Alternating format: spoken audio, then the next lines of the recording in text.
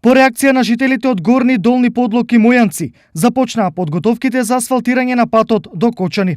Овој патен правец од исклучителна важност за овдешното население во главно настрада при изградбата на колекторскиот систем во Мојанци и се провлекува подолг период. На жалост, заради каснењето во изградбата на делот од колекторскиот систем кој поминува на овој патен правец, односно на две места го поминува патот и секако дека беа направени огромни оштетувања и навистина една оваква реконструкција на ваков патен правец и повторно копање беше недозволиво. Од тие причини беше наметнена потреба од пролонгирање на изградбата на овој патен правец.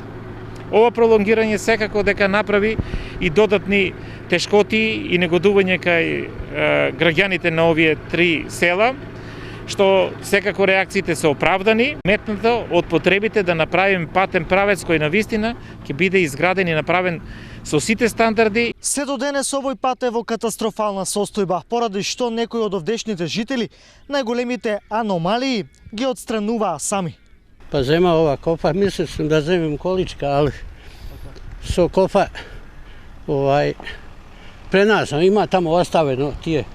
И планирам још некои, сад сум направил отприлike 20 метра од оздо до на асфалт, до ту. Па и утре, ако искочим овие што се најлошие.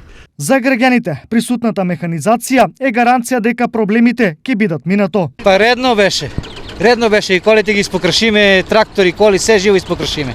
Редно е веќе. Три села и плюс тоа не дај Боже нешто ако има дефект тамо на главниот пат, тука може да облишо да излезе. До Зарновци, за Градовци, тука сегде може. Значи центар е ова. Конечно е добро, ова пред година време не требаше да го копат кога не го стира веднаш.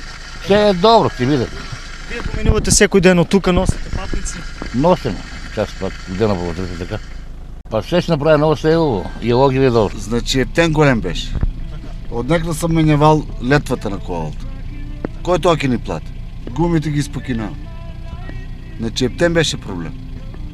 Конечно да се реши тај проблем. Инаку санацијата се однесува на должина од 3,2 километри и ширина од 4,5 метри и изградба на тротоар од едната страна, каде што дозволуваат условите. Она што посебно е важно е планираното осветлување на патот по целата должина.